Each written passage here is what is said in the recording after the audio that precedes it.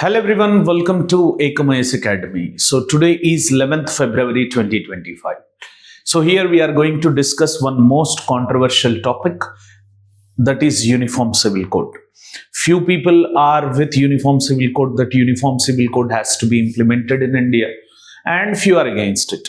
And as usually, if you see in the parliament, BJP government is in pro with the Uniform Civil Code, and Congress government, it is rejecting this particular Uniform Civil Code. And Congress government and Congress party has good amount of strength in Lok Sabha and Rajya Sabha as of now.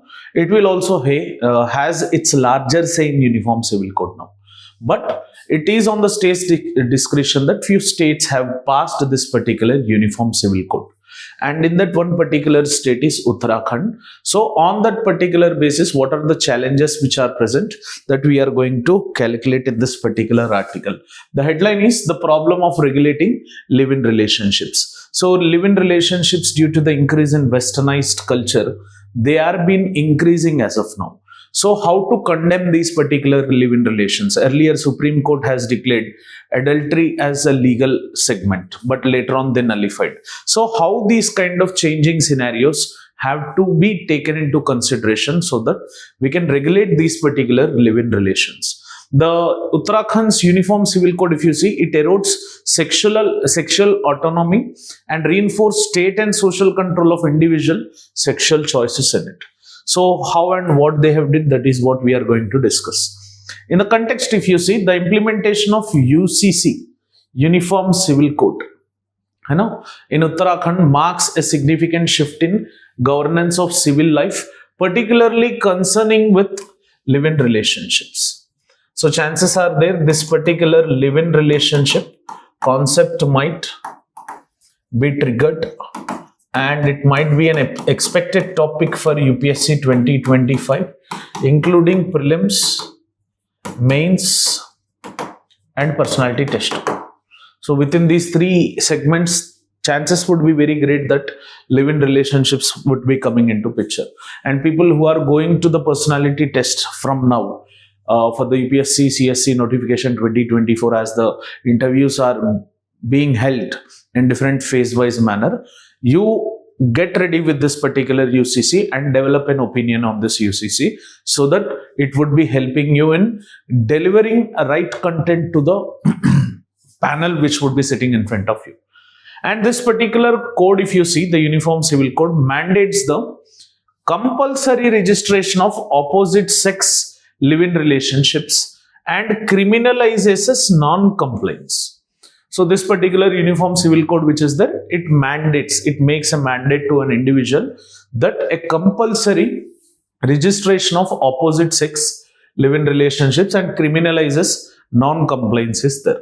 So while some aspects of this regulation aim to safeguard the rights of the individual involved in such relationships, nowadays if you see 11 years after staying in live-in relationship, later they are breaking up. And hence alimony is coming into picture, sexual harassment, forceful segment of raping is coming into picture.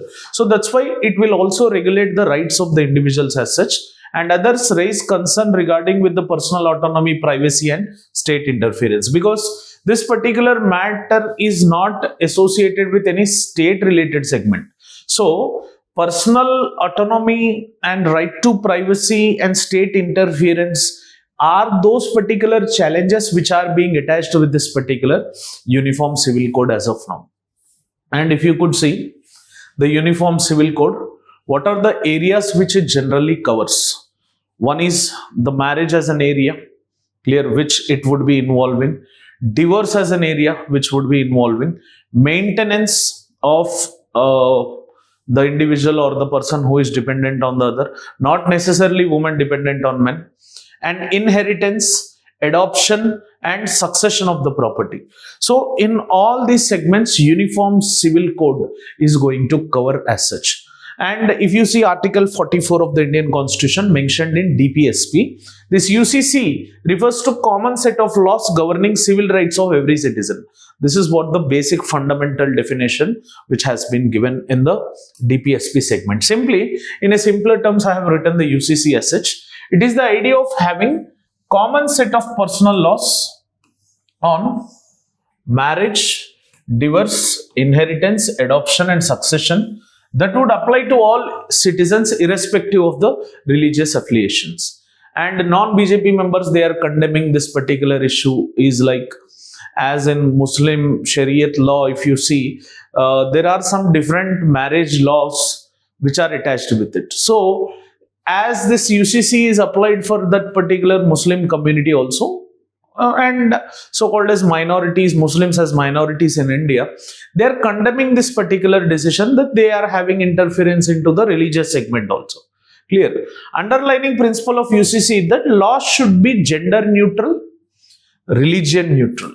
Do remember this particular keywords, and uniform grounds procedure for all citizens. So Uniform Civil Code should be gender neutral, religion neutral and uniform grounds procedure for all citizens in civil matters such as marriage and divorce. And if you could see different views of UCC, if you see the Constituent Assembly view, earlier during 1947, the framers of Indian Constitution did not intend total uniformity, placing personal laws in the concurrent list, allowing both Parliament and state assemblies to legislate on that particular concurrent list.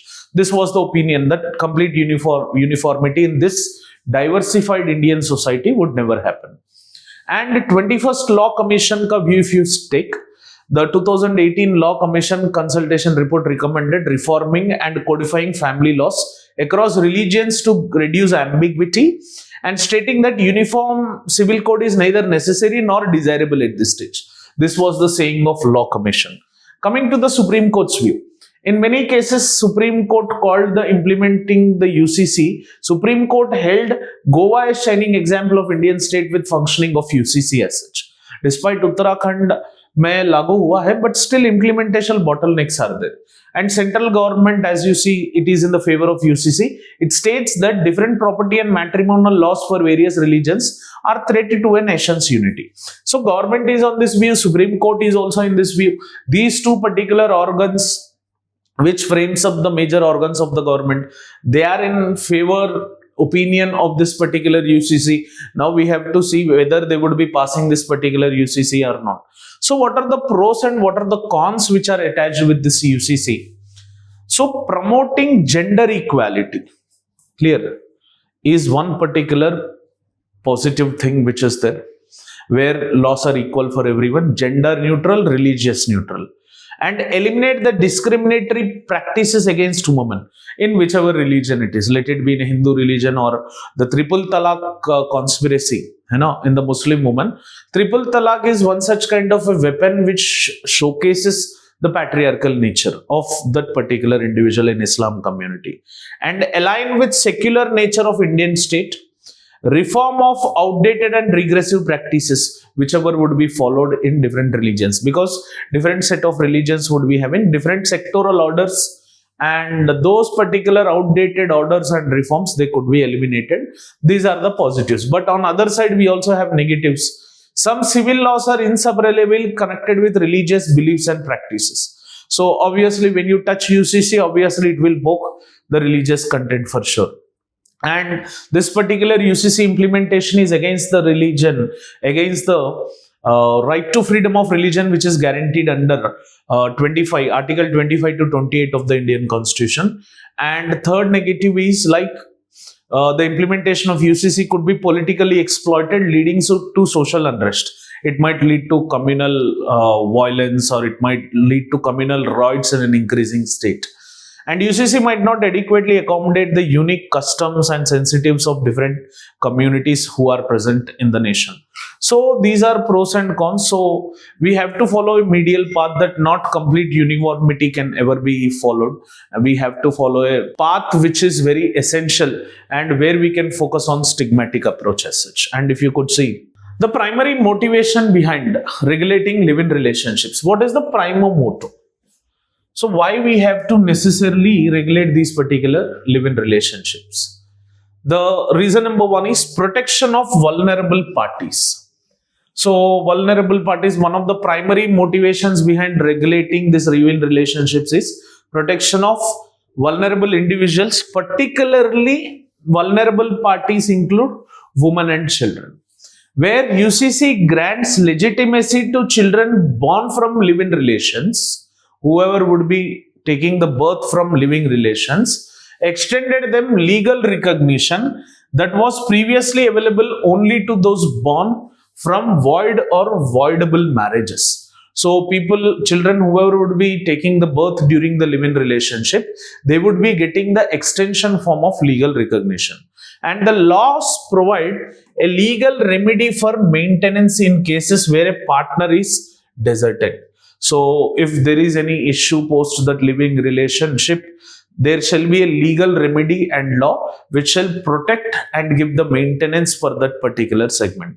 And these provisions reflect a well-intentioned attempt to ensure financial security for the individual who may otherwise find themselves in precarious situations. So finally, protection of legal remedy, protection of his financial segment is one particular primary motto behind this particular regulation of live-in relationships. This is one. If you see the drawbacks of Uttarakhand's UCC, however, the law falls short in offering support in cases where a live-in relationship is terminated rather than abandoned.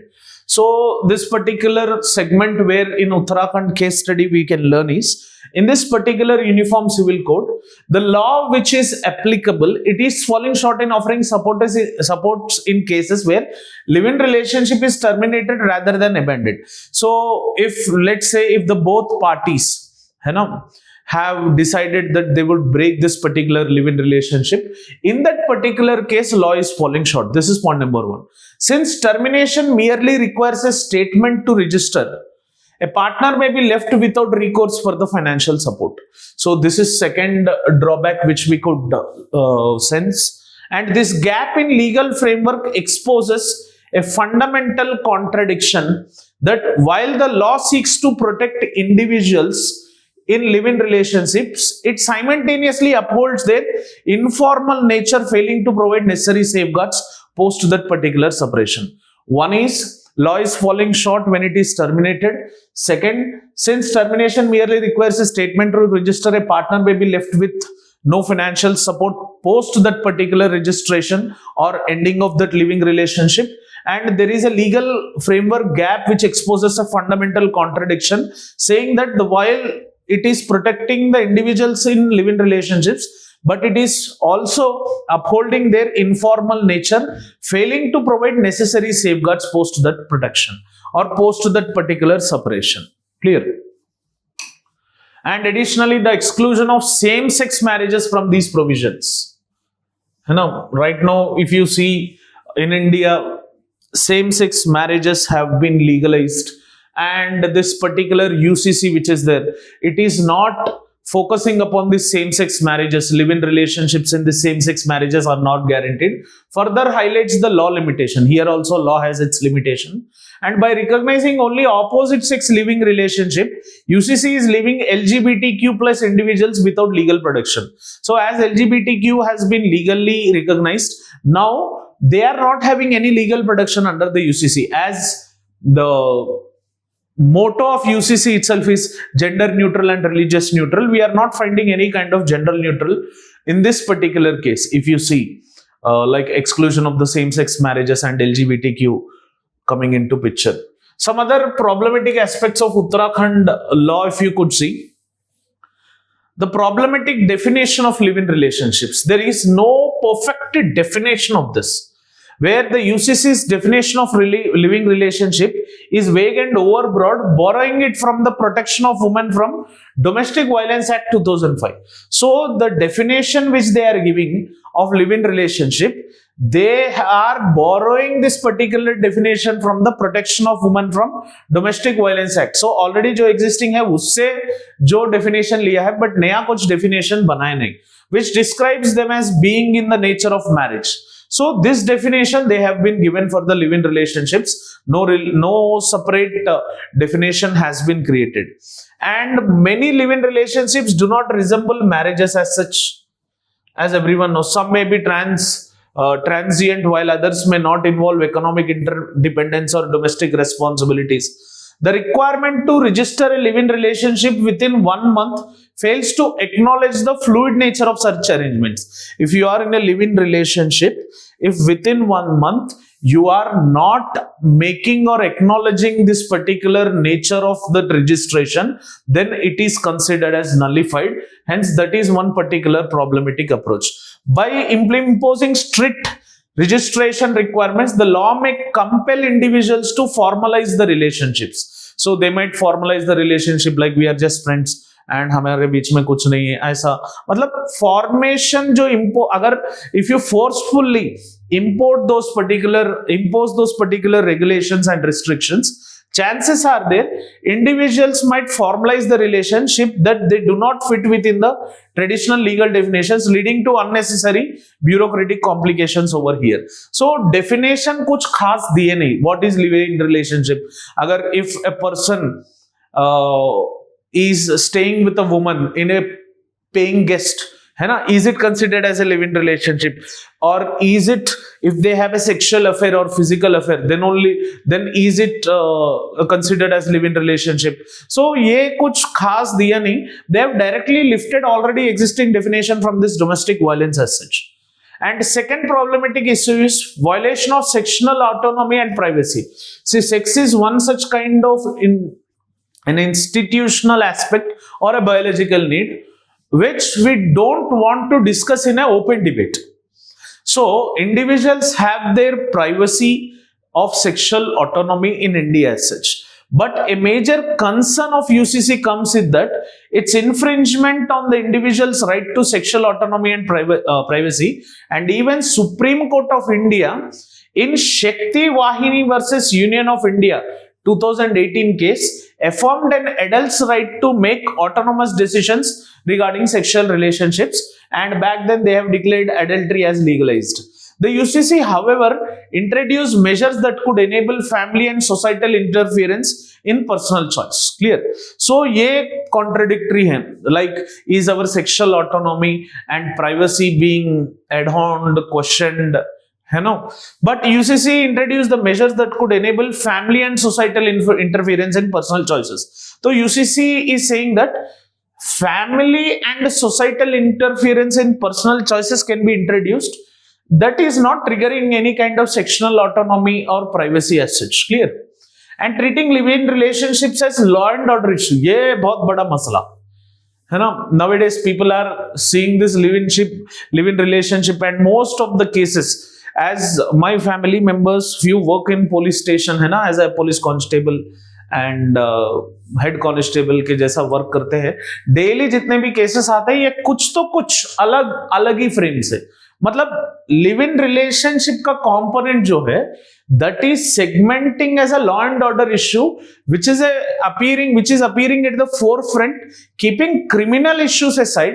This is appearing like a law and order issue in the present context. The requirement that information about live-in relations be shared with the local police is another troubling aspect. Again, right to privacy comes into picture. Such a move suggests that live-in relationships are a law and order issue rather than a matter of personal choice. So these kind of moves, when you take into consider, it is to be considered as a law and order issue, and criminalizing non-registration further strengthens state control over the private lives. So ये फिर से घूम के it is coming against right to privacy, है ना.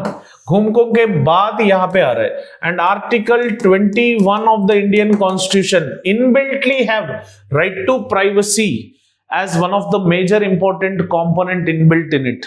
It has been described many times by Supreme Court. And one more nature is the misguided approach to the relationship regulation, where generally jurisdictions that regulate non-marital cohabitation typically do so to extend legal protections and benefits. However, Uttarakhand UCC seems to approach live-in relationships not as legitimate form of partnership, but as a problem requiring the state control.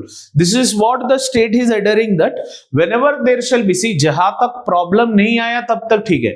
Until problem is arising, then it is fine. But once the problem arises, you see, the state is thinking that state control is required in that particular problem by enforcing mandatory registration, है ना, state का opinion देखो, mandatory registration, criminalizing non-compliance.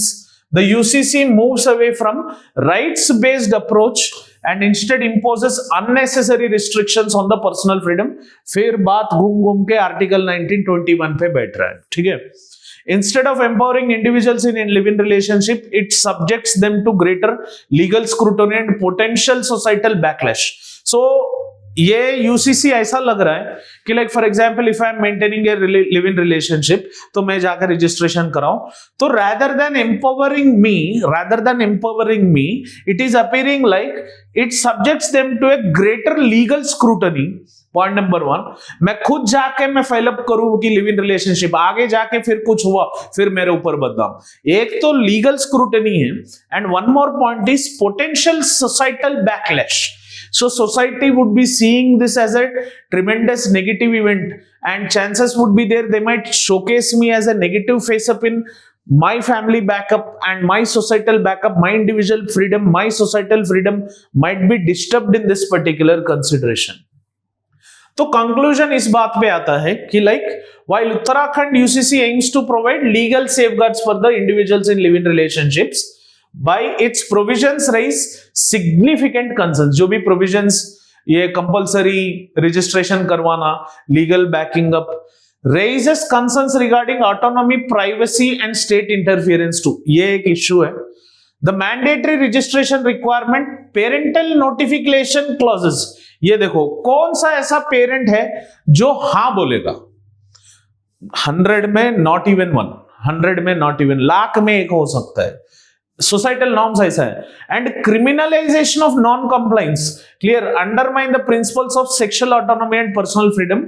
Instead of ensuring protection, the law risks exposing individuals to greater vulnerability by legitimizing societal control. So whoever is in living relationship, whoever is registering themselves, so it is coming under the legal backing niche, where individuals would be under the greater vulnerability of this particular societal control over the private relationships, and you would be going under huge amount of legal scrutiny. So a more nuanced legal framework is needed. ये उतना आसान वाली बात नहीं है. Personal liberty के बारे में, पर्सनल फ्रीडम के बारे में, सेक्सुअल ऑटोनॉमी के बारे में उतना आसान बात नहीं है. One that balances protection with personal liberties. मतलब need of the hour is one that is balancing protection with personal liberties, recognizing the diverse nature of modern relationships without excessive state intrusion is what the need of hour is.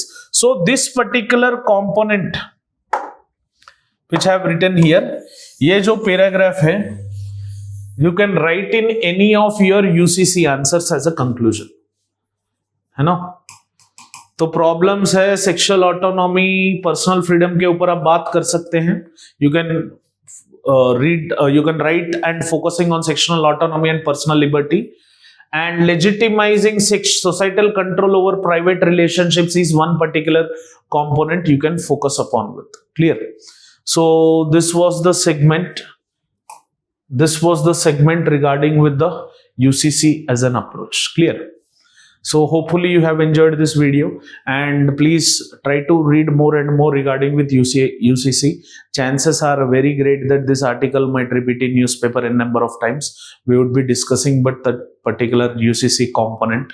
Moving further in the editorial, as many times the UCC in various dimension it comes, I'll try to pick this particular article and explain you in various dimensions. Hope you have liked this video. Please do like it and click on the like button, and also share this particular video so that it can reach maximum, and subscribe to Ekam Academy channel, and also click on the bell icon so that you would be getting continuous notifications. Thank you for watching this. Have an awesome day. Jai Hind.